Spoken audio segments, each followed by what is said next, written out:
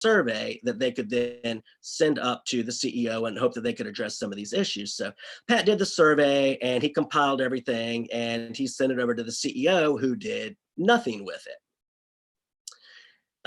So some time went past and there were more complaints coming into HR, and finally the HR person went back to the CEO and knocked on the door and said, yeah, you remember that survey we did? Yeah, I said, I think it'd be good if you go over that with the team in an upcoming meeting. So CEO said, okay, reluctantly said he would do it. And so they had a team meeting shortly after that, and he brought the compilation of the report, and he opened the first one and he said, okay, it says here I'm not a very good listener. I thought I'd gotten better at that. What do you guys think? And they went around the table. The first hand went up and said, oh, I think you do a great job listening. And then another person said, yeah, I think you're fine at that. Yeah, I think you've improved a lot. I don't see a problem there. And the other said, neither do I. Okay, so I said, okay, well, so the next one here, it says I don't give very good feedback. Well, I thought I'd improved on that too. What do you guys think? Same thing, back around the table. I think you give great feedback. I don't see a problem with that. Yeah, I think you're fine. And at which point, Pat Lencioni, as the consultant, realized, hey, if I don't do something here, my credibility as a consultant's on the line.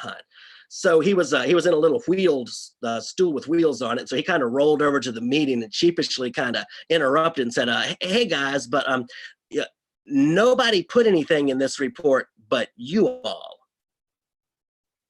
And it got really quiet. And it stayed quiet for a little while until one guy put his hand up and he said, well, I mean, my team, yeah, I think they would vouch for that. Yeah, we feel like, we don't really hear about it when we do anything good. We just primarily hear about it if we mess something up. And yeah, I think you could do better at that. And it got quiet again until the attorney put his hand up and said, I think you do a great job at that. I don't know what he's talking about. And everybody else jumped in and said, yeah, so do I. Yeah, you're great at that. And they just buried the guy. Pat said it was a terrible moment. He said it was the beginning of the downfall of the company. It was not much longer until they were sold off for a fraction of what they were worth. And the Wall Street Journal reported it as a downline production problem. But Pat said what happened is it started the day that the CEO said, I will never be vulnerable. I will never learn from other people and accept feedback, and neither should you. At that point, when he set that standard and that paradigm for that company, that's when they began to stop being able to be honest with each other, stop being able to solve problems together, and started going downhill. He said it was like the naked emperor standing there, with his big butt hanging out, and going, hey guys, how do I look? And everybody's like, yeah, you look great, boss. And he said there was nothing that could be done. They couldn't tell the truth, and they couldn't learn from each other, no matter what level they were at. And that was the beginning of the end for them. This is just a little slide I picked up of a 360-degree learner. Often there's one person who's up in front teaching, but you don't know who's got some wisdom, some insight, some experience. Often I've been in front of a group, and I tell you what, in asking some questions, what came out of the group was teaching me. It does not go just one way. Just because there's a certificate, a degree, a diploma, whatever hanging on a wall, that does not mean that all the answers originate from that source. They can originate all over the place. And just like my friend that listened to his helper and was able to complete that job, sometimes the answer comes from what would seem to be an unlikely source. So a person with the spirit of a 360-degree learner believes that everyone has something to contribute. Everybody has something to contribute. There are no little people. They demonstrate vulnerability. They're not afraid to ask some difficult questions and to allow people to sometimes give some difficult answers because as we all know, problems come up on jobs, problems that sometimes we don't know what to do about. And all of us are smarter than any of us. So it helps to tackle those things as a team. And then as a leader, they also welcome feedback. We need feedback as leaders. It's anything, no matter if it's a little thing we're leading or a big thing. Well, it's scary to be in it alone. None of us are that good, right? That we don't need a team of people who can give us some honest feedback. Pat Lencioni says here that people will walk through fire for a leader that's true and human. If that leader just shows up and goes, wow, guys, just having a rough day, having a rough time, just need some help. We're not doing so good. Numbers are down, or morale's down, productivity's down. Well, what's going on? How do we fix that? People will walk through fire for that leader because they will trust them. They will know that they care about them. They will know that they have some competency, but they'll know that they can trust them most of all. So here's a few.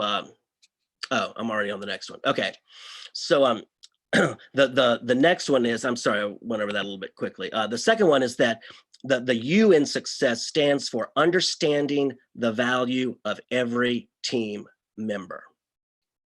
And I think that the number one demotivating thing on a team is to feel that nobody sees your value. They don't know who you are. That's another thing Lencioni says, is that anonymity is one of the biggest misery factors on the job. People don't see what you're doing.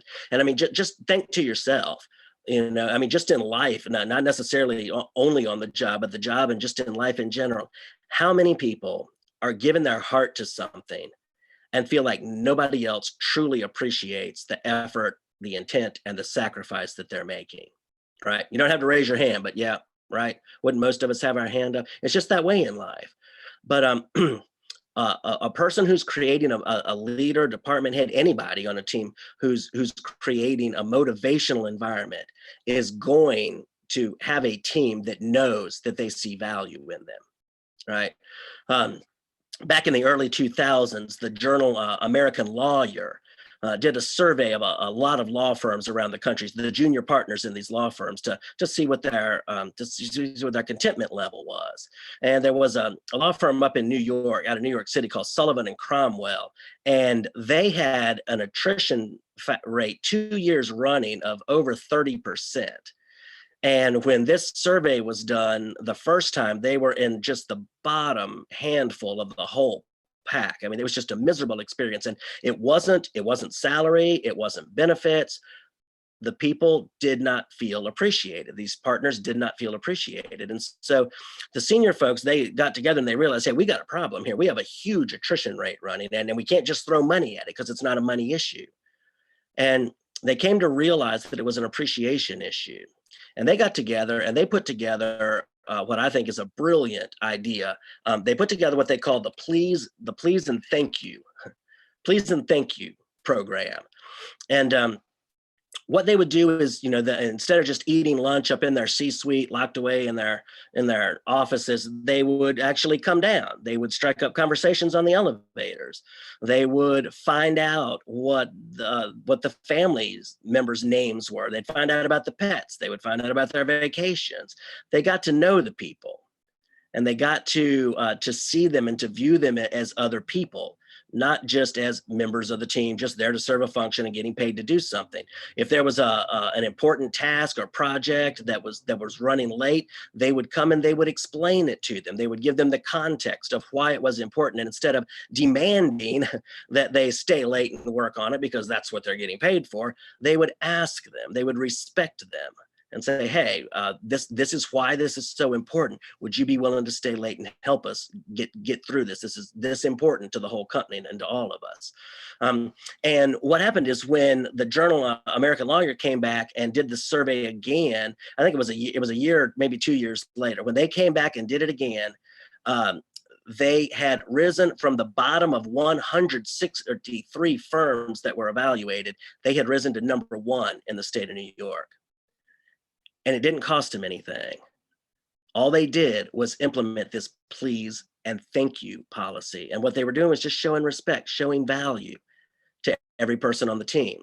I have a friend that was a foreman, on a construction foreman back in the day, and he told me one time, we weren't talking about this, but he just came home and he said, wow, he said, I never knew how much I could get accomplished just by learning the phrases por favor and gracias. He said, it just makes all the difference in the world, and then just telling people what to do and expecting it and demanding it, actually viewing them as people, valuable people, and thanking them and appreciating them for that.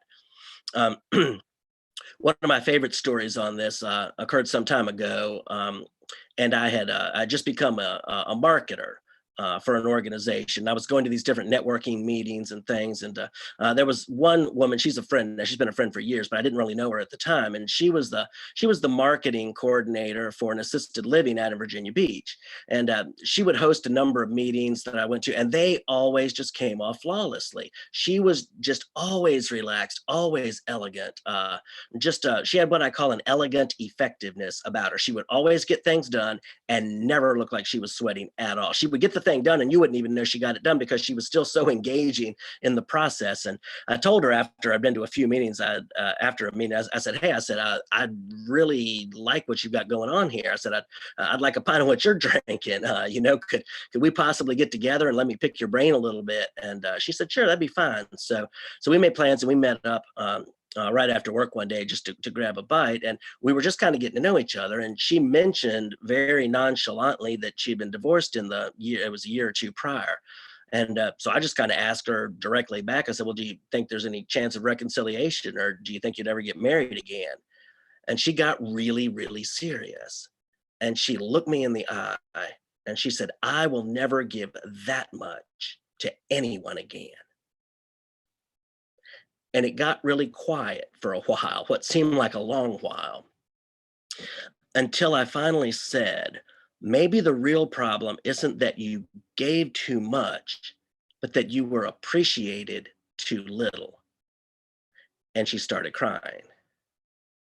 And that was the day that I began to understand that so often performance problems are not performance issues. It's not that it's a bad person. You just got to correct them into doing the right thing. So often performance problems are appreciation issues. So often they want to, or at least wanted to do the right thing. And they just need a little appreciation and to be valued, to be seen, to be understood. Don't want to be Mr. Cellophane like in the movie Chicago, where everybody just sees right through you and takes you for granted. No one wants that. Everybody wants to be valued for what they're bringing and what they're contributing, and even what their intentions are. Another one, another story. You may have heard me tell this one before if you've been at the last meeting, but I just love this one.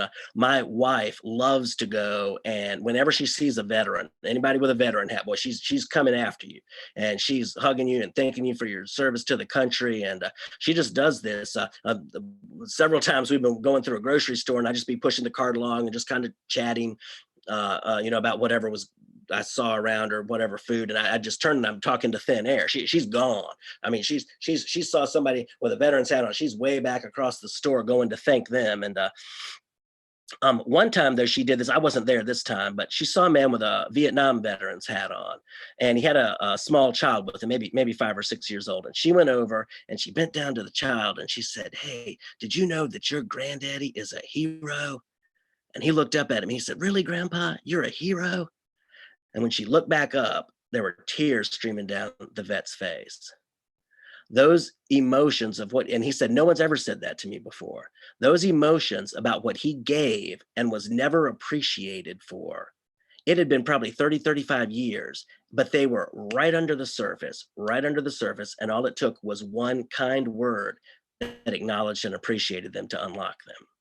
So value, that's the second, that's the second point. That's the U, is understanding the value of every team member. We all have those things going on with us that we feel like we've given our best to and just haven't been valued enough. So that's part of creating the motivational work environment.